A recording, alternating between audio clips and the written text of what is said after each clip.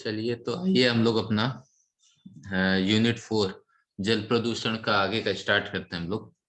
ठीक है, तो हम लोग यूनिट 4 वाटर पोल्यूशन पढ़ रहे थे, जिसमें हम लोग ने क्या क्या पढ़ चुका था कि जल प्रदूषण क्या होता है, ठीक, वाटर पोल्यूशन क्या होता है, ठीक। फिर उसके बाद से पानी का प्रयोग, हम फ्रेश वाटर का कहाँ कहाँ पे यूज करते हैं, जैसे घरेलू आवश्यकता है, इसमें मैंने सब चीज आपको डिटेल में बताई थी। उसके बाद से उद्योग, फिर अग्नि में आग को बुझाने में, ठीक। अब जल प्रदूषण के स्रोत पे हम लोग आते हैं कि जल प्रदूषण के स्रोत क्या क्या हो सकते हैं। ठीक है, तो चलिए स्टार्ट करते हैं अपना टॉपिक, जल प्रदूषण के स्रोत। तो हमारे जल प्रदूषण के विभिन्न स्रोत होते हैं, जैसे इसमें लिखा भी है कि विभिन्न स्रोतों में उपलब्ध पानी प्राकृतिक अथवा मनुष्य की क्रियाओं से प्रदूषित होता है। ठीक, जल प्रदूषित होने की वजह से इसके भौतिक, रासायनिक और जैविक गुण में क्या हो जाता है, परिवर्तन हो जाता है। क्लियर है? तो मैंने ये चीज आप लोगों को बताया था कि प्राकृतिक गतिविधियों, ठीक, और हमारे मनुष्यों द्वारा की गई गतिविधियों के कारण जब स्वच्छ पानी में कुछ तत्व मिल जाते हैं, प्रदूषित तत्व, ठीक, प्रदूषित तत्व मिल जाते हैं, जिसके वजह से उसकी रासायनिक, भौतिक और जैविक गुण बदल जाते हैं। कौन कौन से? फिजिकल पैरामीटर्स, केमिकल पैरामीटर्स और बायोलॉजिकल पैरामीटर्स। भौतिक, रासायनिक और जैविक गुण में क्या हो जाता है, परिवर्तन हो जाता है, जिससे हमारा क्या हो जाता है, जल प्रदूषित हो जाता है। अब हमारे जल प्रदूषण के स्रोत क्या होते हैं? दो होते हैं। एक हमारा प्राकृतिक स्रोत होता है,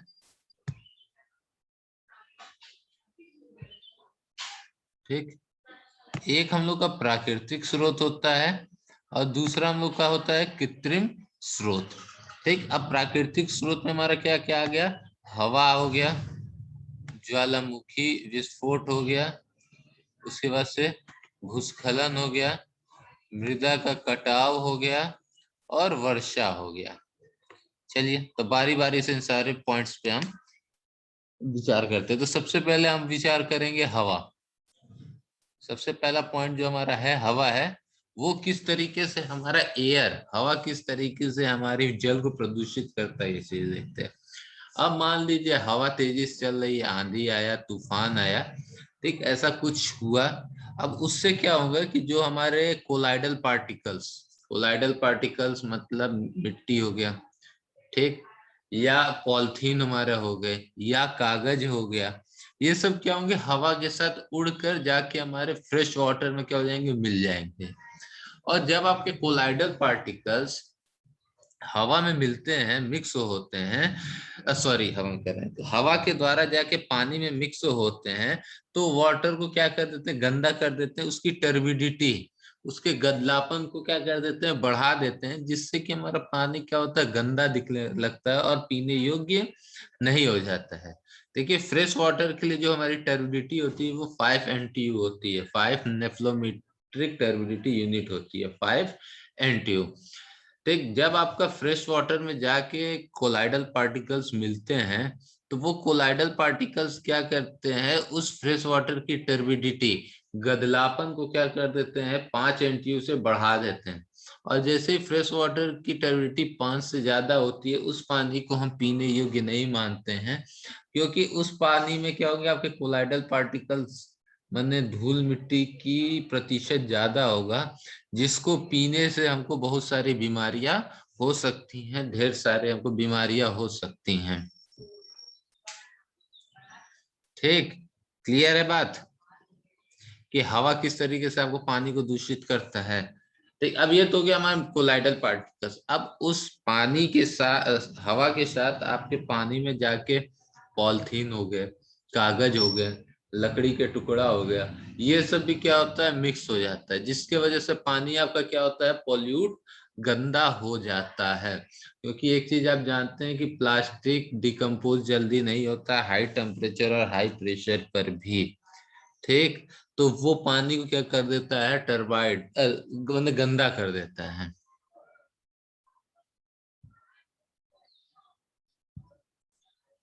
वो पानी को क्या कर देता है, गंदा कर देता है, जिसके वजह से पानी हमारा प्रदूषित हो जाता है। ठीक। अभी आप लोग देखे होंगे कि आईपीएल में रोहित शर्मा अपने शूज के द्वारा इस पे ध्यान भी लोगों का आकर्षित किए थे कि ओशन को हम प्लास्टिक से पॉल्यूट होने से बचाएं। ठीक। उन्होंने एक अपना जूते के जरिए हम लोग को एक वो दिया था, थॉट दिया था कि ओशन को, समुद्रों को, महासागरों को प्लास्टिक से पॉल्यूट होने से बचाएं, जिसके वजह से जो उस पानी में रहने वाले जीव जंतु हैं वो जीव जंतु क्या हो, प्रभावित ना हो और उनकी आयु बनी रहे। ठीक। क्लियर है बात को? ये तो हमारी बात हो गई हवा से। अब हम बात करते हैं ज्वालामुखी किस तरीके से, ज्वालामुखी विस्फोट किस तरीके से हमारे हवा को दूषित करता है उसके बारे में। चलिए, मान लीजिए कि कहीं ज्वालामुखी है। ठीक। अब वो ज्वालामुखी में विस्फोट होगा, उसमें से लावा बाहर निकलेगा, तो उसमें से क्या क्या निकलेंगे? पहला तो आपका गैस निकलेगा, दूसरा आपके राख निकलेगा, उसमें से राख या कोलाइडल पार्टिकल्स निकलेंगे, और तीसरा लावा निकलेगा। ठीक। अब तीनों पे बारी बारी से आते हैं। सबसे पहले मैंने बात की कि उसमें से क्या निकलेगा, धुआं निकलेगा। ठीक, स्मोक्स निकलेगा। तो एक चीज जानते हैं कि जब ज्वालामुखी में विस्फोट होता है तो उसमें तीन चीज की मात्रा सबसे ज्यादा होती है। पहला हमारा होता है CO2,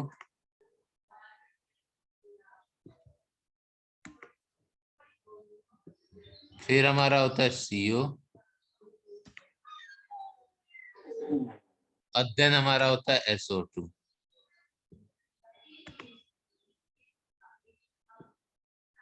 ठीक।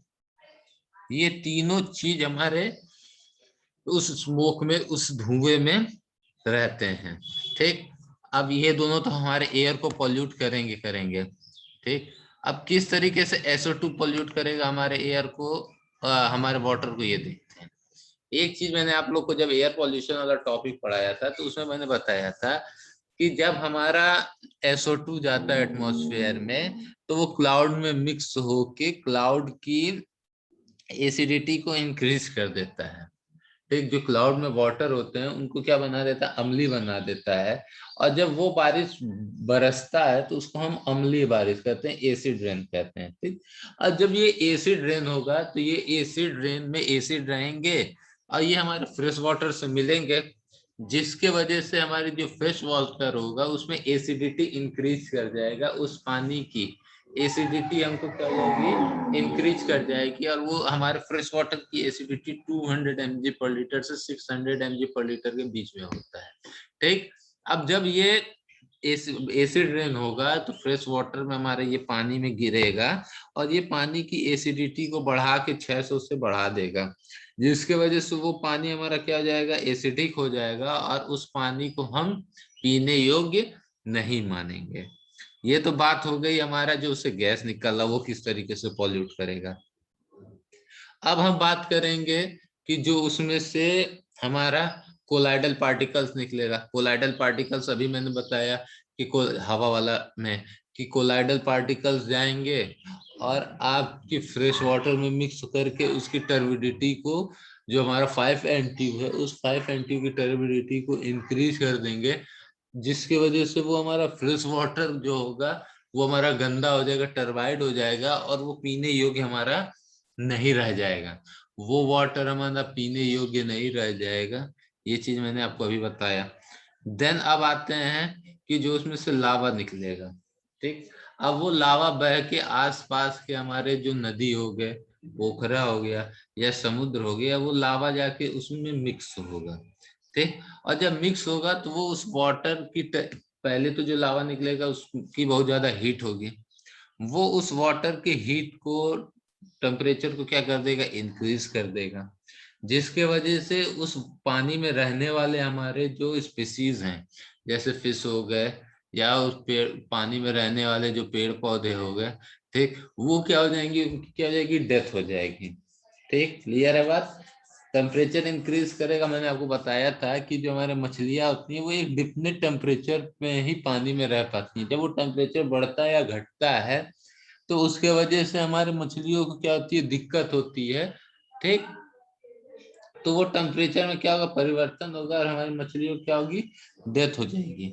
या उसमें जो रहने वाले अदर स्पीसीज हैं, ठीक, सिर्फ हम मछली की बात नहीं कर रहे हैं, अदर स्पीसीज जो भी हैं उनको क्या होगा, वो कहीं ना कहीं प्रभावित करेगा। ठीक, उसके साथ साथ जो लावा होगा उसमें क्या होता है, बहुत ज्यादा हमारे ठोस पदार्थ होते हैं, एक सॉलिड वेस्ट होता है। वो सॉलिड वेस्ट हमारे क्या करेगा, वाटर को पोल्यूट करेगा और पानी हमारा क्या हो जाएगा, गंदा हो जाएगा। जो हमारा फ्रेश वाटर था, जो पीने योग्य था, वो हमारा पीने योग्य नहीं रह जाएगा, वो हमारा पानी क्या हो जाएगा, गंदा हो जाएगा। और उस पानी को हम फिर नहाने, पीने, धोने, कपड़ा धोने आदि अपने अन्य कार्यों में उपयोग में नहीं ला पाएंगे। अब ये हमारे दो टॉपिक पे बात हुई, हवा और ज्वालामुखी। अब आगे आते हैं हम भूस्खलन। भूस्खलन को इंग्लिश में लैंडस्लाइड कहते हैं। भूस्खलन को हम क्या कहते हैं, लैंड स्लाइड।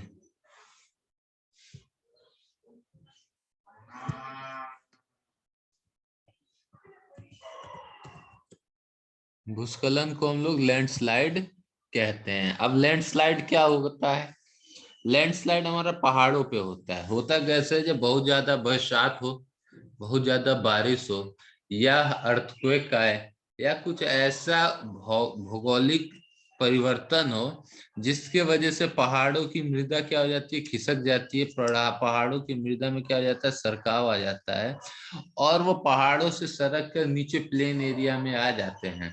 ठीक, तो भूस्खलन जब होगा तो लैंडस्लाइड में बहुत सारे सॉइल क्या होंगे, बहकर, पहाड़ों से खसक कर, वो हमारे पहाड़ों के बीच में जो नदी हुई या तालाब हुआ, उस नदी तालाब में आके वो मृदा या मिट्टी क्या हो जाती है, मिल जाती हैं, जिसकी वजह से हमारा पानी क्या हो जाता है, गंदा हो जाता है। गंदा किस टर्म में, पानी की हमारी टर्बिडिटी, गदलापन बढ़ जाता है। ठीक, अभी मैंने बताया कि फ्रेश वाटर की टर्बिडिटी हमारी कितनी होनी चाहिए, 5 NTU। एनटीयू की फुल फॉर्म होता है नेफ्लोमेट्रिक टर्बिडिटी यूनिट। 5 NTU से वो क्या होगा, उसकी टर्बिडिटी क्या हो जाएगी, इंक्रीज कर जाएगी। ठीक, उसके बाद से वही मृदा का कटाव, लैंडस्लाइड कहिए या मृदा कटाव कहिए, बात एक ही तरीके की। अब यहाँ मृदा का कटाव की बात हो रही है, तो आइए उसको बता देते हैं। अब मान लीजिए कोई हमारी नदी है, ठीक, और उस नदी के साइड साइड में एम्बैंकमेंट, बांध बनाते हैं। जाहिर सी बात है कि पानी बह के हमारे गाँव में ना जाए या शहरों में ना आए, उसके लिए हम नदी के दोनों तरफ में एम्बैंकमेंट, बांध बनाते हैं। ठीक, अब जब पानी बहेगा तो वो बांध की मृदा का क्या करेगा, कटाव करेगा, या उसके आसपास की जो भी मिट्टी है उसको काटेगा, और काट के अपने अंदर क्या करेगा, अपने पानी में क्या करेगा, मिक्स करेगा। ठीक, तो जब मृदा का कटाव होगा तो वो भी पानी में आके मिलेगा, जिसकी वजह से हमारा पानी क्या होगा, गंदा होगा। ठीक, और हमारा पानी क्या हो जाएगा, पीने योग्य नहीं रह जाएगा। उसके बाद हमारा है टॉपिक वर्षा।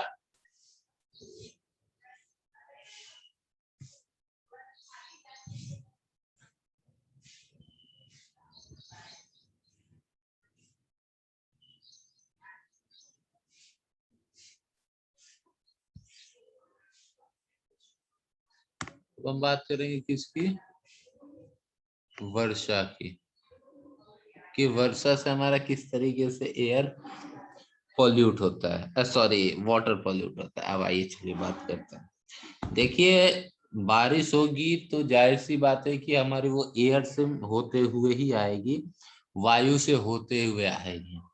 अब इस समय आप सुने जान ही रहे हैं कि हमारा एयर कितना पॉल्यूट रह रहा है, गंदा रह रहा है। अभी आप अपने गोरखपुर की एयर क्वालिटी इंडेक्स देखेंगे इस प्रेजेंट टाइम में, अब आज तो बारिश हुई है तो आज हो सके तो बढ़िया दिखाएगा, लेकिन अगर नॉर्मल डेज पे एयर क्वालिटी इंडेक्स देखेंगे तो वो हमारा पुअर ही दिखाता है। ठीक, कि हमारा जो एयर की क्वालिटी है वो हमारी अच्छी नहीं है, वो हमारी क्या, एयर की क्वालिटी खराब है।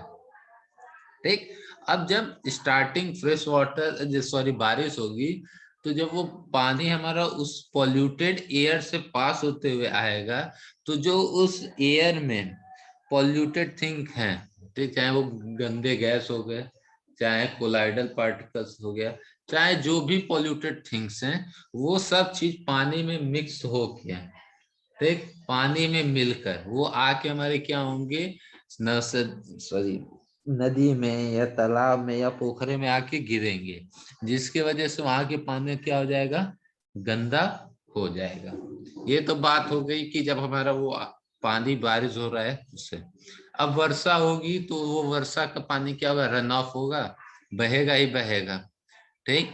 बारिश होगी तो वो पानी बहेगा ही बहेगा, और जब वो पानी बह के आसपास के नदी तालाब में जाके मिलेगा, तो अपने साथ उस आसपास के एरिया में जितने गंदी चीजें थी, चाहे वो मिट्टी हो गई, चाहे वो प्लास्टिक हो गया, चाहे वो अदर चीजें हो गया, उस सबको बहा के लाके हमारे फ्रेश वाटर में क्या कर देगा, मिक्स कर देगा, जिसके वजह से हमारा जो वाटर है वो क्या हो जाएगा, पॉल्यूट हो जाएगा, गंदा हो जाएगा। समझ रहे हैं ना किस तरीके से।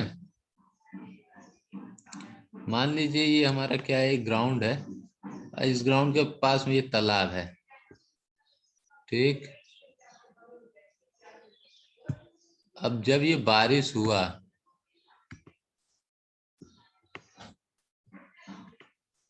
बारिश हुआ तो ये बारिश का क्या होगा, रन ऑफ होगा, रन ऑफ होगा ही होगा। तो जब रन ऑफ होगा तो इसके साथ जो आसपास में कोलाइडल पार्टिकल्स हो गए, जैसे मिट्टी हो गया, प्लास्टिक हो गया, कागज हो गया, ये सब भी बह के इसके साथ ये फ्रेश वाटर में आके क्या हो जाएंगे, हमारे मिक्स हो जाएंगे, और जिसके वजह से ये पानी हमारा क्या हो जाएगा, गंदा हो जाएगा, और पानी हमारा पीने योग्य या अदर का वर्क के यूज में नहीं रह जाएगा। तो क्लियर है सारी बात कि किस तरीके से प्राकृतिक स्रोत से हमारा जो पानी है वो हमारा किस तरीके से प्रदूषित होगा, ठीक। चलिए आगे बढ़ते हैं।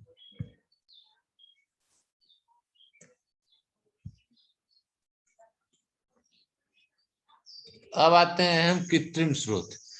कृत्रिम स्रोत माने आर्टिफिशियल सोर्सेज। आर्टिफिशियल सोर्सेज में प्राकृतिक कारणों के अलावा मानवीय अनेक गतिविधियों से जल प्रदूषित होता है, जैसे कृषि क्षेत्र से, खनन से, सीवेज से, औद्योगिक व्यर्थ, औद्योगिक रिसाव आदि से, ठीक।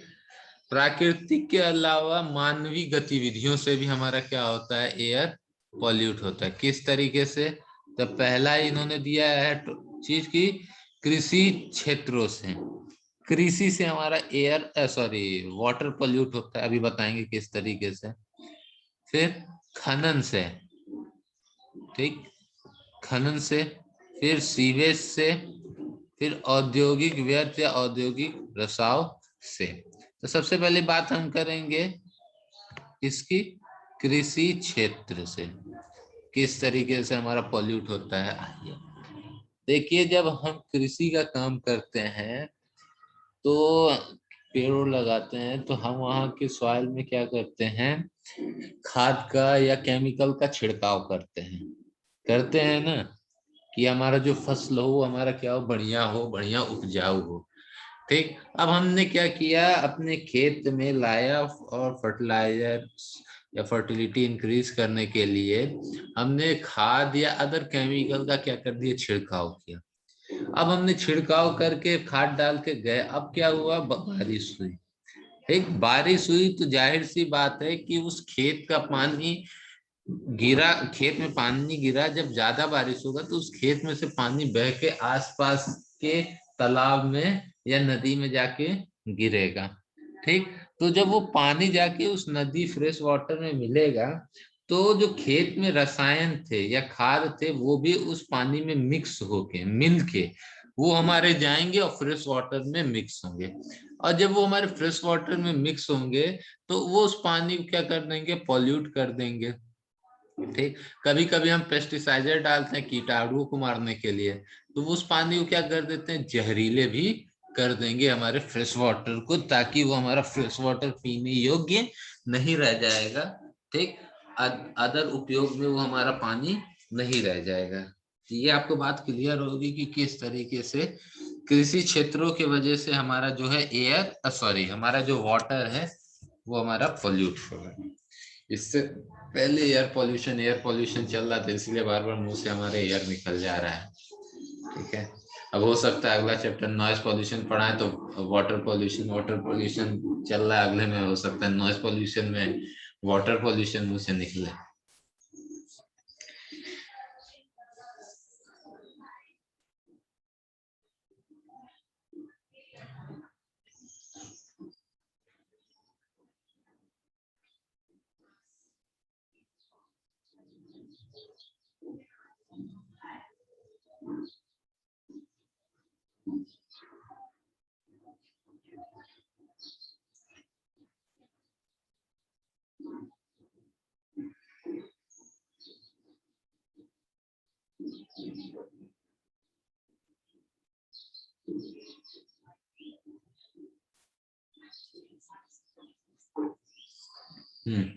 उसके बाद से खनन। ठीक, खनन से किस तरीके से हमारा हवा प्रदूषित होता है वो भी देखते हैं। ठीक, इसको भी अंडरलाइन कर दें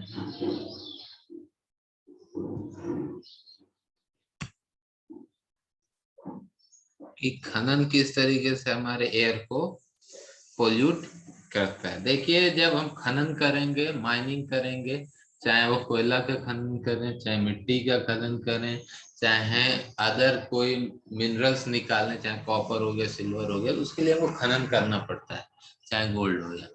ठीक, अब खनन करने के लिए, अब मान लीजिए हम पहाड़ों पे कर रहे हैं, तो वहां पे हम क्या करेंगे, विस्फोट करेंगे। ठीक, विस्फोट करना ही पड़ेगा, क्योंकि विस्फोट क्रिया से हम तेजी से खनन का कार्य कर सकते हैं। पहाड़ों को तोड़ना रहे तो हम विस्फोट क्रिया के द्वारा पहाड़ों को तोड़ के खनन का कार्य तेजी से आगे बढ़ा सकते हैं। ठीक, अब जब हम वहां पे विस्फोट करेंगे, ठीक, तो विस्फोट में हमारे जो कोलाइडल पार्टिकल्स हैं वो टूटेंगे, निकलेंगे ही निकलेंगे। वो कोलाइडल पार्टिकल एयर में मिक्स होंगे। ठीक, पॉइंट देखते चलिएगा, अभी आप सब समराइज करेंगे। जब हमारा विस्फोट हुआ तो उसमें से छोटे छोटे टुकड़े निकले, कोलाइडल पार्टिकल्स निकले, वो हमारे क्या हो गए, एयर में मिक्स हुए। ठीक, विस्फोट होगा तो वहां से हार्मफुल गैसेस जो हमारे एयर को पॉल्यूट करते हैं वो निकलेंगे ही निकलेंगे। वो सारी चीज आके हमारी एयर में मिक्स हुई। ठीक, एयर में क्या हुआ, हमारा मिक्स हुआ। ठीक, अब वो एयर को क्या किया, पॉल्यूट किया। बारिश हुई तो वो सारे जो पॉल्यूटेड थिंग्स थे, जो विस्फोट क्रिया के द्वारा बाहर निकले, वो उस पानी में मिक्स होके फिर फ्रेश वाटर में जाके मिले, जिसके वजह से हमारा क्या हुआ, पॉल्यूट हुआ। एक कारण ये हुआ। दूसरा, जब विस्फोट होगा तो विस्फोट में चीजें आप तेजी से फूटेंगी, टूटेंगी, निकलेंगी। ठीक, और आसपास में जो भी हमारे सोर्स होंगे वाटर के, वो वाटर के सोर्स हमारे क्या होंगे, पॉल्यूट होंगे, क्योंकि वो उड़ेगा तो जाके उस फ्रेश वाटर के सोर्स में मिक्स होगा, और मिक्स होगा तो वो वाटर को हमारे क्या करेगा, पॉल्यूट करेगा और गंदा करेगा। ठीक, जिसके वजह से हमारे जो फ्रेश वाटर्स हैं के सोर्स क्या होंगे, पॉल्यूट हो जाएंगे। तो किस तरीके से हमारा माइनिंग से हमारा क्या हो रहा है, पॉल्यूट हो रहा है, ये चीज आप लोग समझ रहे होंगे। ठीक, ये तो सिर्फ विस्फोट की बात हुई। हम वहां के सॉइल को या वहां की चीजों को डिग करने के लिए, खोदने के लिए, ठीक, हम जेसीबी का उपयोग करेंगे। ठीक, तो जब वहां खुदाई होगी तो उसमें भी हमारे धूल धक्कड़ उड़ेंगे, या कोलाइडल पार्टिकल्स उड़ेंगे, जो एयर में मिक्स होके उसके जरिए हमारे जल को प्रदूषित करें, या वो उड़ के एक स्थान से दूसरे स्थान पे जो हमारा source of fresh source of water है उसमें जाके मिक्स होके वो क्या करेंगे, एयर को पॉल्यूट करेंगे, जिसके वजह से हमारा क्या होगा, वाटर क्या हो जाएगा, पॉल्यूट हो जाएगा। जल हमारा जो शुद्ध था वो अशुद्ध जल में परिवर्तित हो जाएगा।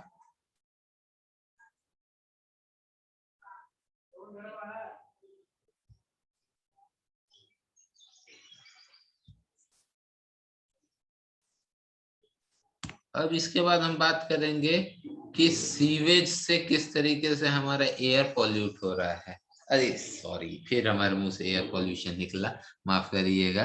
सीवेज से किस तरीके से हमारा वाटर पॉल्यूट हो रहा है।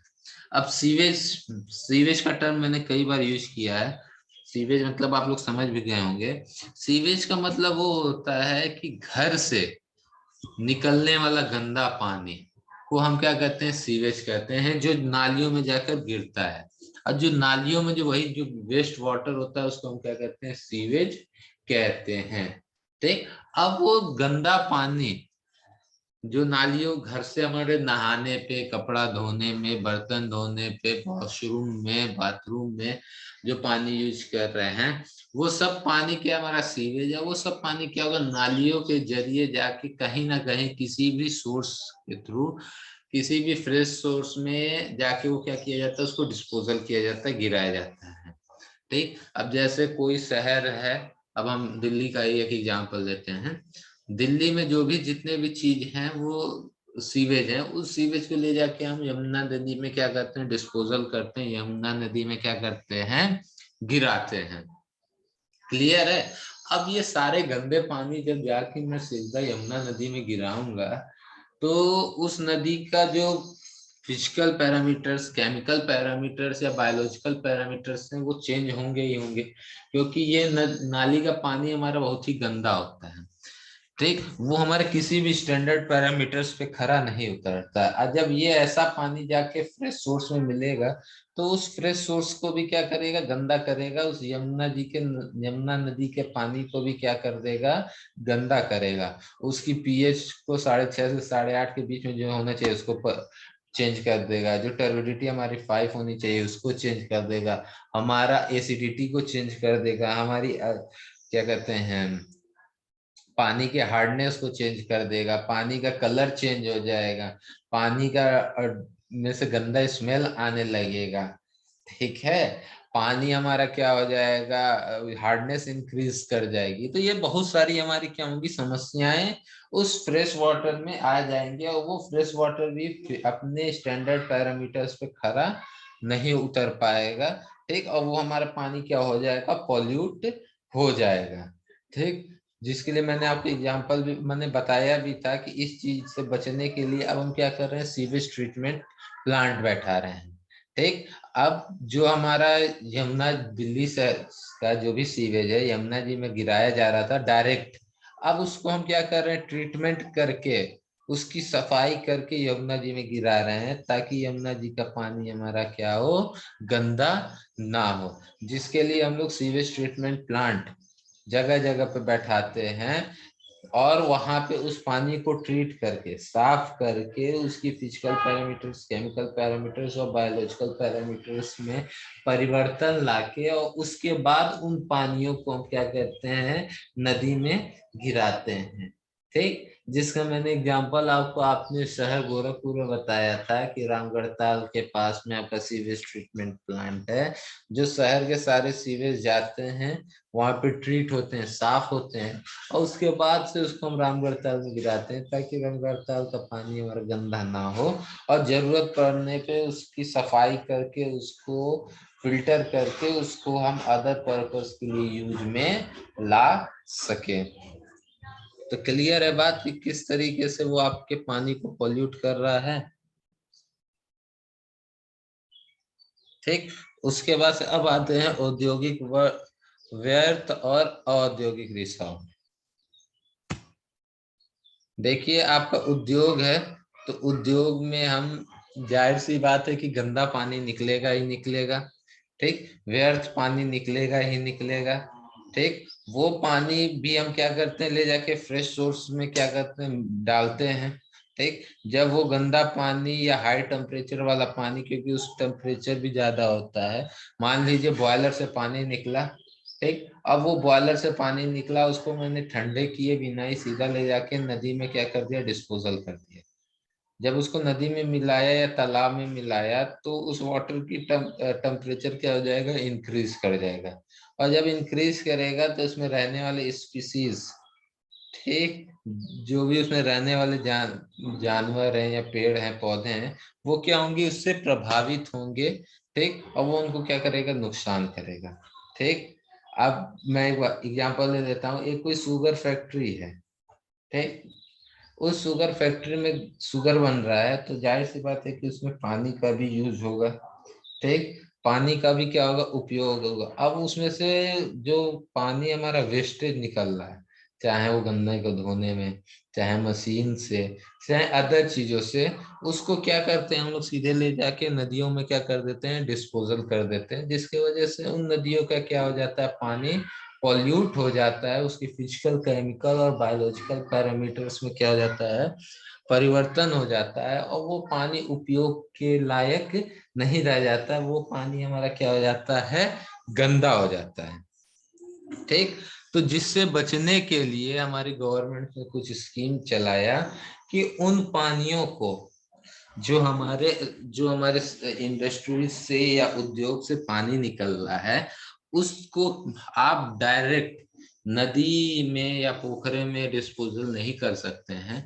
उस पानी को आपको पहले क्या करना पड़ेगा, ट्रीटमेंट करना पड़ेगा, साफ करना पड़ेगा, ठीक। और देन उसको आप क्या करेंगे, डिस्पोजल करेंगे आप अपने सोर्सेज में, ठीक। और नहीं तो उन्हीं पानी को आप ट्रीट करके, साफ सुथरा करके आप उस पानी को अपने उपयोग में लाइए, ठीक। और अगर उपयोग के लायक नहीं है, आप उस वाटर को उपयोग नहीं कर पा रहे हैं, तो उसको साफ करिए और देन उसको डिस्पोजल कर दीजिए रिवर्स में, या क्या कहते हैं, पॉन्ड्स में, ठीक।